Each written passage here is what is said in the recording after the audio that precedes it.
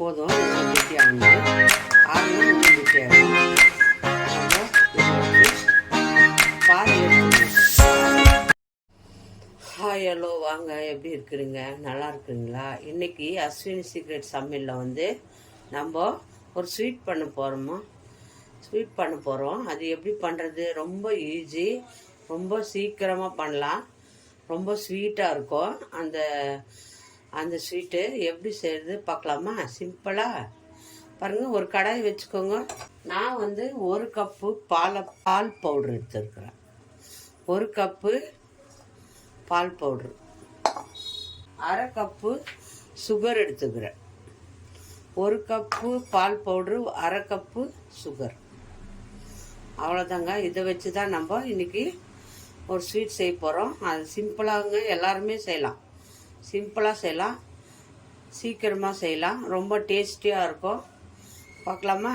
பாருங்கள், ஒரு கடாய் வச்சாச்சு. இப்போ நம்ம அதில் வந்து 1/2 கப்பு சர்க்கரை இருக்குதுங்களா, 1/2 கப்பு சர்க்கரை போட்டுக்கலாம்.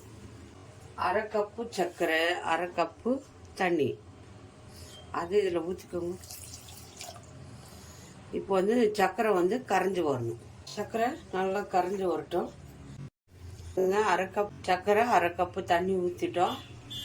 நல்லா வந்து சர்க்கரை கரைஞ்சி வரணும். இதில் வந்து நம்ம கொஞ்சம் நெய் இருந்தால் போட்டுக்கோங்க. நெய் இல்லைன்னா நான் பட்டர் போடுறேன். நான் வந்து இதில் பட்டர் போடுறேன். நீங்கள் வேணால் நெய் போட்டுக்கோங்க. நெய்யும் போட்டுக்கலாம், பட்டரும் போட்டுக்கலாம், ரெண்டுமே எது வேணாலும் போட்டுக்கலாம். இது கூடவே இந்த தண்ணியில் நம்ம இது வந்து எல்லாரும் செய்யலாங்க. ரொம்ப ஈஸியாக பண்ணலாம். இந்த சிம்பிளான ஸ்வீட்டு, கடையில் விற்கிற ஸ்வீட் தான், ரொம்ப டேஸ்டியாக இருக்கும். பாருங்கள், நல்லா சர்க்கரை பொங்கி நல்லா கொதி வரட்டும். அதுக்குள்ளே இது மெல்ட் ஆகிடும். நான் பட்ரு போட்டுக்கிறேன். ரொம்ப நல்லாயிருக்கும் பட்ரு இல்லைன்னா நீங்கள் நெய் போட்டுக்கலாம். நெய் 1 ஸ்பூனு போட்டுக்கோங்க. ரொம்ப ஜாஸ்தியெல்லாம் வேண்டாம், கொஞ்சமாக தான் போட்டுக்கணும். பாருங்கள், நல்லா கொதி வந்துடுச்சு. கொதிச்சிச்சு. நம்ம பால் பவுடரை இதில் அப்படியே போட்டுக்கலாம். பால் பவுடரை அப்படியே போட்டுக்கோங்க. போட்டு நல்லா மிக்ஸ் பண்ணுங்கள். மீடியமாக வச்சு நம்ம அப்படியே மிக்ஸ் பண்ணிக்குவோம். நல்லா கட்டிகள் இல்லாத கலக்கலாம். நல்லா கட்டி இல்லாமல் பால் பவுடரை நல்லா கலக்கிடுங்க. கட்டி இருக்கக்கூடாது. நல்லா பாருங்கள், இந்த கடாயில் ஒட்டாத மாதிரி. அதுக்கு 5 நிமிஷம் கைவிடாமல் நீங்கள் இதை பாருங்கள். நல்லா வந்து கெட்டியாகின்னு வருது. இது வந்து நல்லா கெட்டியாகணும். அது வரைக்கும் நீங்கள் கிண்டிகிட்டே இருக்கணும். இன்னும் கொஞ்சம் கெட்டியாகணும். இதே பழப்பத்தில் நம்ம இப்போ என்ன பண்ணோம், போதும், இவ்வளோ கெட்டியாகுது. ஆறுனா இன்னும் கெட்டியாகிடும். நம்ம இதை எடுத்து பாதி எடுத்துடுவோம். பாதி எடுத்துட்டு ஒட்டாமல் வருது பாருங்கள். அப்படி இந்த மாதிரி கெட்டியாகும். கொஞ்சமாக எடுத்து தனியாக வச்சுருவோம். ஒரு தட்டில் பாதி எடுத்துடுங்க.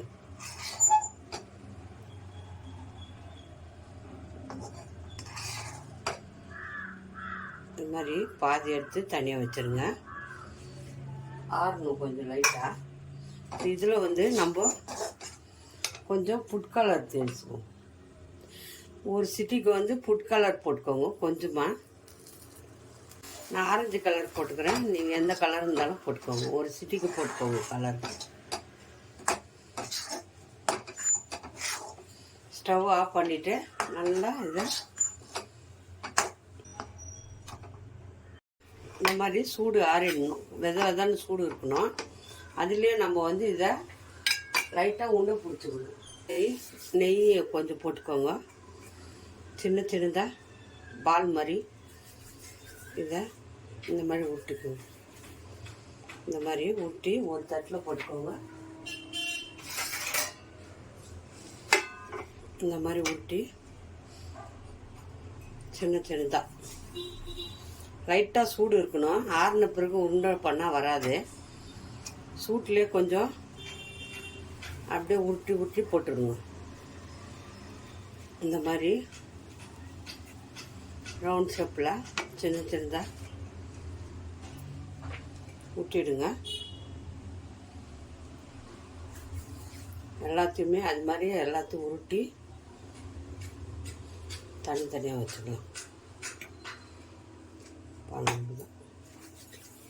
இந்த மாதிரி நெய் தொட்டுக்கோங்க. கையில் கொஞ்சம் நெய் தொட்டுன்னு நல்லா உருட்டி வேணும்.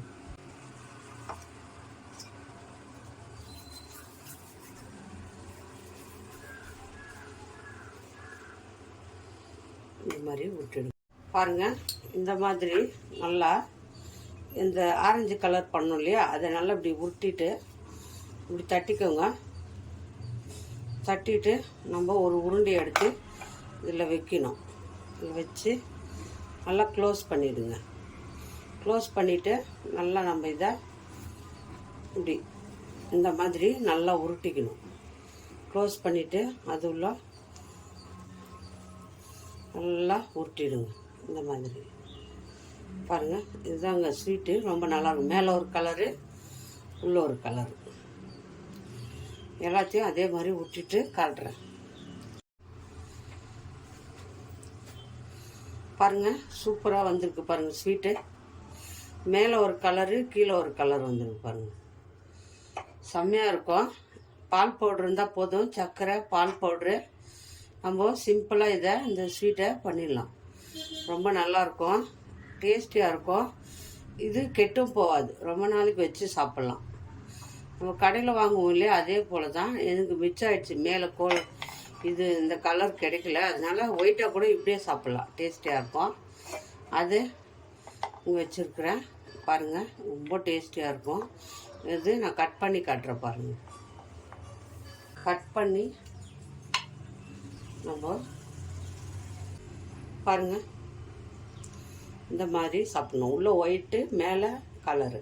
நீங்கள் எந்த கலர் வேணாலும் இதில் ஆட் பண்ணிக்கலாம். ரொம்ப டேஸ்டியாக இருக்கும். பால் கோபா எங்கேங்க கடையில் விற்கிறாங்களா, அதே தாங்க இந்த ஸ்வீட்டு. பாருங்கள், சிம்பிளாக இது தனியாக எடுத்துகிட்டு அது இது கொஞ்சம் நம்ம செப்பரேட்டாக இதை வந்து உள்ளே வச்சுக்கிறோம்.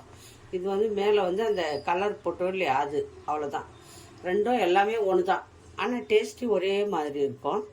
ரொம்ப நல்லாயிருக்கும். இது இந்த மாதிரி பாருங்கள், பால்கோவா கூட நல்லா அதை விட டேஸ்டியாக இருக்கும். இந்த ஸ்வீட்டு வீட்டிலே சிம்பிளாக நம்ம செஞ்சிடலாம். அது ரொம்ப நேரம் கூட ஆகாது, 10 நிமிஷம் கூட ஆகுறதில்ல. பால் பவுட்ரு, சர்க்கரை இருந்தால் போதும். இந்த ஸ்வீட்டை நம்ம பண்ணிடலாம், கொஞ்ச நேரத்துக்கெல்லாம். நல்லா டேஸ்டியாக இருக்கும். இது சிம்பிளாக எப்படி செய்யுதுன்னு பார்த்தீங்களா? இப்போ நம்ம வந்து இந்த ஸ்வீட் யார் யாருக்கு பிடிக்குமோ லைக் பண்ணுங்கள், ஷேர் பண்ணுங்கள், கமெண்ட் பண்ணுங்கள். அஸ்வினி சீக்ரெட் சமையலை சர்ப்ரைஸ் பண்ணுங்கள். நம்ம இன்னொரு டிஷ்ஷில் பார்ப்போம்.